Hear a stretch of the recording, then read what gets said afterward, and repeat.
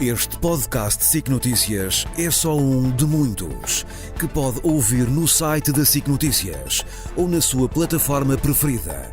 Os melhores programas de televisão, a opinião que importa e ainda entrevistas exclusivas em podcasts originais. Onde e quando quiser, leve no bolso todas as conversas. Fique a par das últimas novidades em sicnoticias.pt/podcast e nas nossas redes sociais.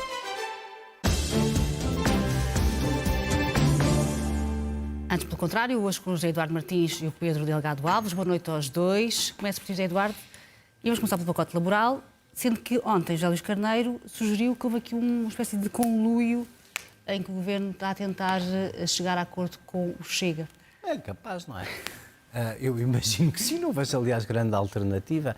Já aqui a questão das férias, que era uma das questões exigidas pelo Chega, que agora já voltou a aparecer hoje. Nós já lá vamos às questões exigidas pelo Chega.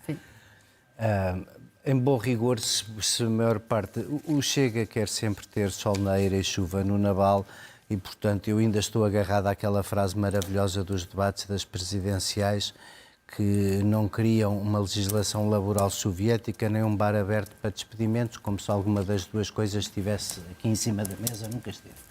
Agora, o quadro parlamentar é o que é. Lá pode o Partido Socialista aprovar uma reforma do Código Laboral com o governo da direita quando está na oposição. Eu não creio que isso seja, independentemente do que esteja no Código Laboral, isso não é uma solução política que o PS possa encarar e, portanto, acho que não vai haver outro remédio para aprovar esta versão que não negociá-la no Parlamento com o Chega. Já isso acho que vai ser muito difícil. Porquê? Porque o Chega quer sempre o impossível. O Chega, como qualquer partido populista, sobre as reformas, André Ventura teve azar, porque passa a vida atrás de Pedro Passos Coelho, tirando quando há mesmo a possibilidade dele regressar e a vida política de André Ventura ficar imediatamente bastante mais curta. Passos Coelho veio dizer que, obviamente, a proposta era tão absurda que ninguém a podia escrever, porque, naturalmente, do descer da idade da reforma, porque isso não acontece. Mas já há em umas lado nuances no nenhum. discurso de André Ventura. Já se percebeu que não é... Pode não ser exatamente Bom, assim. isso é um bocadinho como na lei da nacionalidade. Eu acho que toda a gente pôs lá aquela norma absurda da perda da nacionalidade para quem a tinha adquirido para alguns crimes, porque toda a gente do PSD estava confiante que o Tribunal Constitucional não deixava passar, deixou o Chega fazer o seu número e ficou com a lei da nacionalidade que queria. E até terão ficado incomodados porque o Tribunal Constitucional foi simpático e até o primeiro acordo até diz o que é que a maioria teria que fazer para aprovar e, curiosamente, a maioria não fez aquilo que o Tribunal lhe disse que passaria e teve chumbo outra vez. É evidente, mas Chega, o resultado, enganado. eu quero acreditar que, no fundo, na política que somos obrigados a fazer, neste xadrez de ter à direita um partido populista que, apesar de tudo, tem muitos votos e tem, lá está, força parlamentar para determinar decisões, como vocês já experimentaram várias vezes em votações conjuntas, na verdade, não há remédio senão negociar. Ana, algo que nós consegue dizer com certeza é que nós as propostas da UGT, várias delas, apesar da UGT não subscrever o acordo, hoje inscritas na proposta do Governo, que já agora, nos temas essenciais, manteve boa parte da sua posição inicial e, portanto, é justamente no banco de horas por acordo individual, no outsourcing depois do despedimento coletivo. Também fica. Ou na duração nova dos contratos a termo, que o Chega tem de dizer se concorda e partilha a visão do Governo que esta flexibilidade trará melhores salários e melhor emprego para os portugueses, ou se não concorda e acha, ao contrário, que nada disto faz sentido. Se nada disto fizer sentido para o Chega, então o Chega e o PS têm a mesma posição. Ou não mexem no Código Laboral ou se entretêm os dois a fazer uma proposta. Provocação aqui para o Pedro. É o que temos em cima da mesa. O Chega e o PS têm a mesma posição. Não provoca. Vamos lá ver.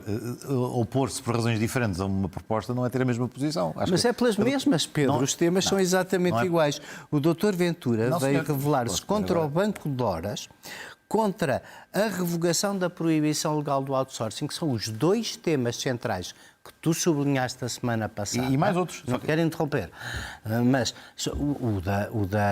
havia acordo com o GT sobre o tema da reintegração dos trabalhadores, foi fixado um modelo de indemnização, era uma proposta que havia. Depois, quando o GT não subscreveu nada, tudo isso voltou atrás. Pior do que voltar atrás, exemplo, pior que a versão inicial. Mas já lá vamos... Não. Então agora, volta exatamente à versão inicial. Deixa-me então explicar a minha fonte. interrompo. Qual é o ponto? Chega a razão que o leva a afastar-se do Código de Trabalho ou da proposta de visão de trabalho é pura e simplesmente oportunista. Ou seja, não acho que haja ali convicções profundas. O Chega sabe que foi captar um determinado perfil de eleitores, determinado perfil de eleitores que, enfim, captou a abstenção, foi captar eleitores que anteriormente votaram à esquerda, foram captar eleitores que acompanham com preocupação algumas destas matérias e sabe que é profundamente impopular, como aliás os estudos de opinião feitos em torno das propostas do Governo revelaram. Há uma percepção esmagadora, se quisermos.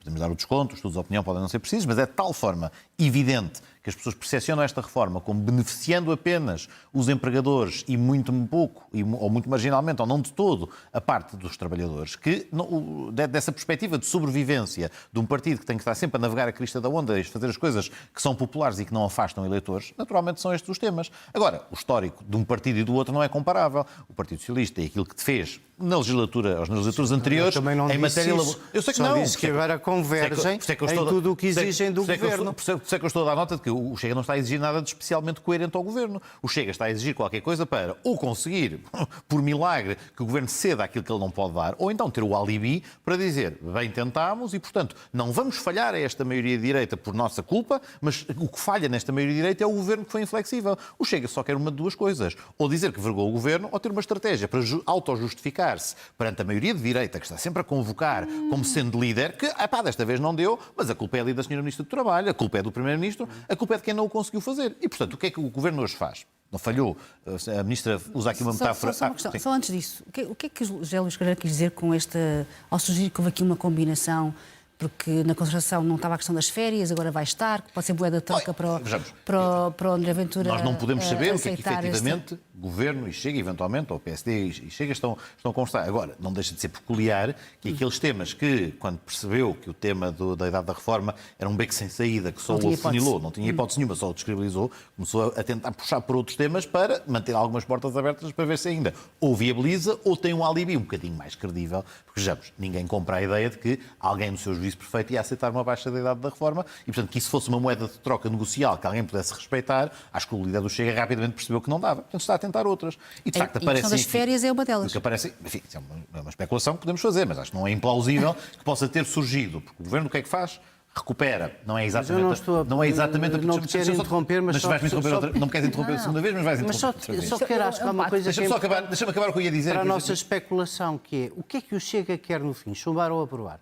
Chega, eu acho que absolutamente não tem uma estratégia suficientemente clara para isso. Ou seja, o Chega há de querer aquilo que na avaliação de curto prazo lhe parecer como uma coisa mais popular e que menos dano lhe causa. Isso é sempre. Mas agora estamos o que não nos permite... Não estás... Porquê? Porque, de facto... Agora vai começar uma negociação. Era esta analogia que a Sra. Ministra usou, futebolística. Isto foi a primeira parte do jogo. Pronto, vamos para o intervalo a perder 1-0 ou empatados. Ela não disse que ia a perder 1-0, mas, de facto, não conseguiu o objetivo que queria, que era conseguir qualquer coisa da concertação social. Portanto, de alguma maneira, há um reset, há um início do zero, quase como ela agora diz, agora recomeçam as negociações e agora os intervenientes. Deixa de ser a UGT e passam a ser os partidos trabalhadores em sede parlamentar. Não, os partidos têm legitimidade e vão ter que aprová-las. E, portanto, de alguma maneira, há aqui algum posicionamento estratégico, ou tático, mais tático estratégico, da parte do Governo para esta segunda parte, que é fazer algumas alterações que lhe permitam, eventualmente, poder recuar aqui ao colar. E, portanto, também não é de estranhar que surjam coisas menos aceitáveis, ou seja, mais intransigentes nesta versão do que naquilo que já estava ou apresentado na versão inicial ou negociado. 2 pequenos exemplos. Este da ideia das férias, ou da ideia de duas faltas justificadas a crescer antes ou depois do período de férias. Mas 2 faltas não são pagas. Pois claro que não são faltas, esse é o ponto, cá está. Não são férias. Aparentemente, há aqui mais 2 dias associados às férias, portanto tens o olho, mas são 2 faltas, ou seja, férias são uma coisa diferente, férias são pagas e, portanto, têm características diferentes de uma falta justificada. Ou outra questão, que é, por exemplo, o tema que já se aqui aflorou, a não reintegração do trabalhador, que agora não é apenas para as empresas com até 9 trabalhadores, passa a ser potencialmente para todas. No limite é para quê? Para depois regressar às empresas só com 9 trabalhadores para dizer que se deu qualquer coisa caso se consiga chegar a um acordo, potencialmente com o Chega, que acho que é onde há ali alguma margem negocial. E de resto, o que vemos é, antes desta passagem antes da troca do campo, portanto mudamos o campo do lado do jogo e portanto vamos começar a rematar para a baliza diferente na segunda metade do jogo, tentar passar aqui outra vez aquela mensagem subliminar de que de alguma forma a UGT está maniatada, portanto isso está já no PS, disse coisas parecidas com o GT, quando na verdade a UGT por unanimidade, incluindo dirigentes nacionais do PSD e dos TSDs, votaram a posição dos TSDs? Sabrás seguramente melhor que eu. Eu fui do PSD e gostava de dizer que assim, não acho que o peso do PSD nos sindicatos seja coisa de forma a condicionar ou mudar o que quer que seja. A estrutura do PSD é sindicatos. Eu há 30 anos que só ouço falar dos TSD quando há cisões ou falta delas na UGT. Mas é vice de Mário Mourão. Isto é uma conversa. Não é? É vice-presidente da UGT. É dos TSD. Claro. E presidente do UGT, a presidência do UGT é dos TSD. E então, quantos trabalhadores sindicalizados são representados pelos TSD? Eu sei que as centrais sindicais representam muito poucos trabalhadores, mesmo muito poucos. Mas dentro desses muito poucos, o PSD tem o quê? Os sindicatos bancários? Mais o quê? Eu me lembro, não me lembro. Não, o vosso ponto é meter a sigla SD lá dentro. É só esse o vosso ponto, mais nenhum. Olha, vamos mudar de assunto, vamos continuar só para terminar isto. O meu ponto não era quantas pessoas representam os TSD. O meu ponto é difícil sustentar que haja aqui uma urdidura do socialista dentro da UGT quando aqueles que representem poucos ou muitos trabalhadores tiveram uma posição coerente sempre a todos os níveis. Mas qual era o problema de haver uma urdidura? Estás a falar com outra pessoa porque eu não quero saber disso para nada. Se houvesse uma urdidura socialista na UGT, é como todas as urdiduras comunistas na CGTP. Qual é o Pedro, problema só uma pergunta disso? antes de sairmos deste tema. Afinal, o PS vai ou não vai negociar? Porque ontem José Luís Carneiro dizia que estava à espera da proposta. Claro, então agora tem a proposta. Agora tem a proposta, vai olhar para ela. Ela aparenta ser... Já teve umas horas para olhar para ela. Ela aparenta ser extraordinariamente parecida com aquilo que esteve em cima da mesa. Então dirias que não vai negociar? Então, já a indicação agora para a generalidade, a proposta sendo esta, o PS não tem que votar favoravelmente na generalidade. Mas depois, se ela passar por alguma via de acordo que chega, depois há espaço na especialidade para eventualmente o tema ser trabalhado. Mas com aquilo, com a matéria-prima que é entregue hoje, o diamante em bruto, ou diamante, já estou a dizer, com a pedra em bruto que é entregue, era de facto. Eu quero partir a pedra para tirar lá o diamante. Era preciso ser algo bruto. Vamos mudar, Eduardo. Vamos passar então à tortura nas esquadras na polícia. Perguntava-te se o Ministro da Administração Interna tem tido uma boa gestão deste caso. O Ministro da Administração Interna é um político de primeira água, como se tem reparado. E... Portanto, Luís Montenegro acertou, não é? A terceira. Aparentemente. Tiana, está sempre tudo a correr mal. Mas pronto. Esta correu bem. Mas esta correu bem, muito bem. Permite dizer palavras dos primeiros. Mas porquê? Mas olhem, mas correu bem porquê? Porque diz coisas que nós sabemos todos, que em todos os grupos populacionais a estatística dos crimes não há prevalência em ninguém, porque disse ao Carlos Moedas que basicamente ele tinha uma ideia errada da percepção do que se passa em Lisboa, ou porque ele tem sido uma espécie de, como os jornais dizem, de caça-polícias e dos polícias maus. Enfim, eu acho que o Sr. Ministro tem estado bem. Mas hoje houve um tema que eu acho que é muito mais importante e que me preocupa bastante mais. Em vez de aprendermos com este caso horroroso, que não tem nada a ver com aquelas coisas que acontecem numa perseguição, o polícia exagera da força, envolve-se numa briga, acontece uma coisa numa esquadra. Não, isto é um grupo de criminosos, uma súcia do pior organizada para fazer mal. E o Chega hoje marcou um debate potestativo para fazer uma espécie de defesa dos polícias como se alguém tivesse atacado os polícias e não um grupo criminoso que existe dentro da polícia. É por isso que todas as generalizações são estúpidas. É estúpido dizer que os ciganos têm que cumprir a lei, porque não é por haver pessoas da etnia cigana, como há católicos romanos apostólicos que praticam crimes, não é por haver pessoas da etnia roma que praticam crimes que se pode demonizar o grupo. A mesma coisa nos polícias. Não é porque há um grupo de polícias na Esquadra do Rato, à volta, e num grupo de Telegrama a fazer estas coisas todas, que A, os polícias não têm uma profissão perigosa, B, que devia ser mais remunerada, e C, que graças a Deus isto é um grupo dentro da polícia. Ora, porquê é que um grupo de criminosos dentro da polícia é diferente e merece muito mais atenção do que um outro qualquer grupo de criminosos? Porque nós precisamos da polícia muito. Haver uma força armada, haver uma força policial é um garante de que tudo o resto funcione, é um garante de segurança. E casos desses nós não podemos ter medo da polícia. Ora, hoje, uma semana depois de termos tido este tema muito melindroso em cima da mesa, o partido que passa a fazer generalizações sobre grupos na sociedade em que todos são maus, quis fazer disto um momento político de branqueamento, não da polícia, mas dos polícias criminosos. Foi esse o objetivo.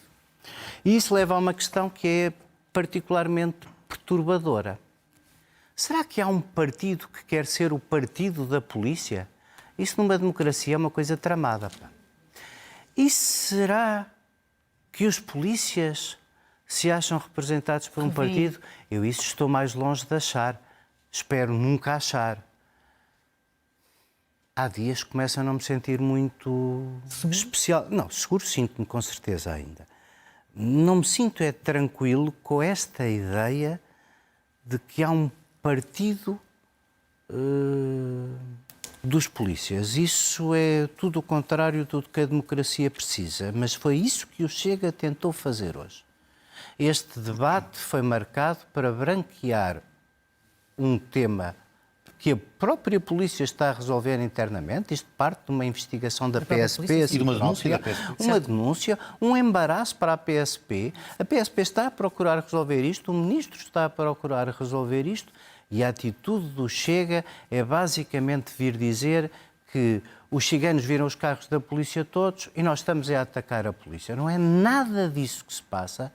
Mas o que o Chega tentou fazer é particularmente grave. Pedro, sobre isto. Ora bem, em primeiro lugar, primeira nota também, o MAI muito bem, muito claro, defender a polícia. Ou seja, ao dizer que não há espaço na Polícia de Segurança Pública ou em qualquer força de segurança para pessoas que praticam crimes e que têm este perfil, no fundo está a fazer aquilo que é inevitável e é indispensável. Não é só tratar de afastar da polícia quem trata mal da sua imagem, não é só uma questão de imagem, é a substância. Aqueles em quem delegamos o uso da força para nos proteger não podem ser eles próprios a origem da prática de crimes. E para defender todos os outros, a esmagadoríssima maioria dos polícias que não praticam crimes e que não têm que ficar associados ou anatomizados a isto, a conduta tem mesmo de ser esta, é fazer um cordão sanitário e proteger a instituição, tirando dentro dela aqueles que nunca deviam lá ter entrado.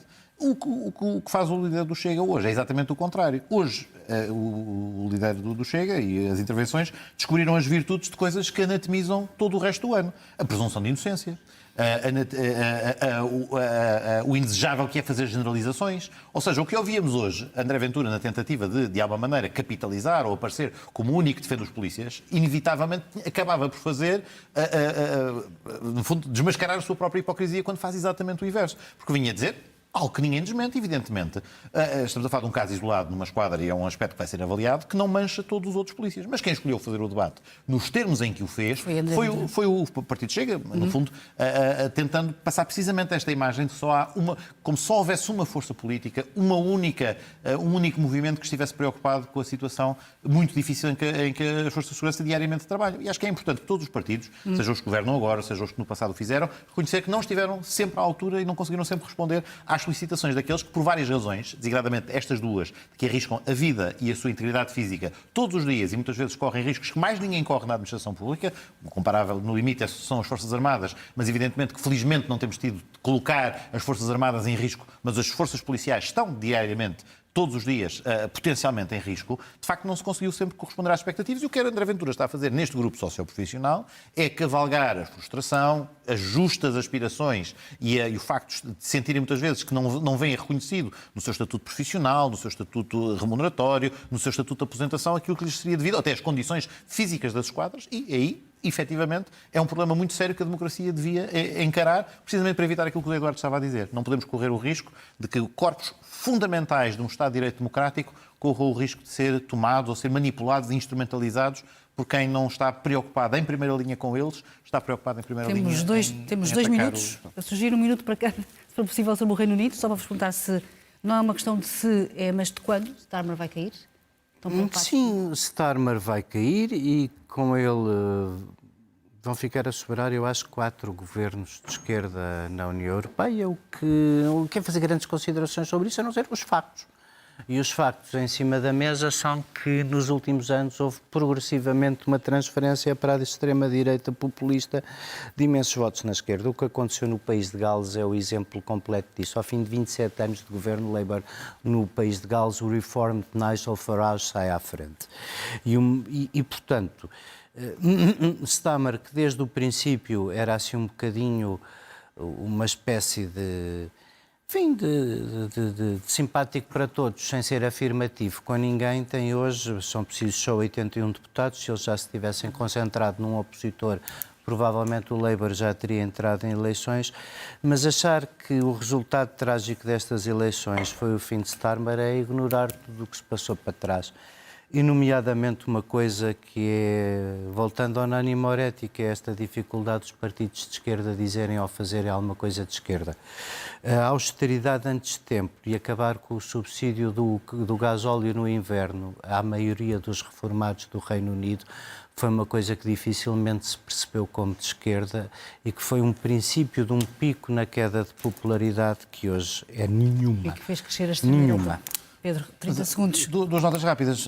Acho que estamos... Eu conheço este neologismo numa troca de mensagens, o Starmageddon, que eu acho que está por dias, mas o fim do Starmer não significa o fim do governo trabalhista. Ou seja, já há muitos exemplos na história britânica, não é líquido que haja eleições, longe disso. Poderá haver uma substituição de líder. Sim. Portanto, o Labour tem uma última hipótese. Nesta altura convém que não haja. Não, porque as sondagens todas dão uma maioria ao Reforma.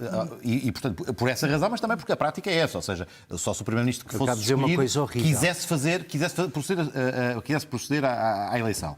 Mas atenção que os Tories também rebentaram, os conservadores. O Reform cresce, não é necessariamente só à conta do Labour. Quem cresce à conta do Labour são os verdes. E no caso do país de Gales, é verdade, o Reform fica à frente do Labour, mas quem chamar-lhes verdes é o partido... Hoje em dia... Quem ganha as eleições é o Partido Nacionalista, que, à semelhança do Partido Nacional, à semelhança do Partido Nacional Escocês, também tem uma agenda à esquerda. Ou seja, o Labour perde os seus votos, do seu eleitorado fiel, não para as suas formações. Os verdes são, de facto, um fenómeno político muito diversificado, mas é com políticas públicas, um programa à esquerda que vai buscar votos ao Labour. Os conservadores é que estão a sangrar violentamente para o Reform, não só em votos, mas em antigos membros do governo e antigos deputados que transitaram para o Reform. É o colapso. É o colapso. E da direita liberal. Só para dar uma última nota. Sim, e em parte, verdade.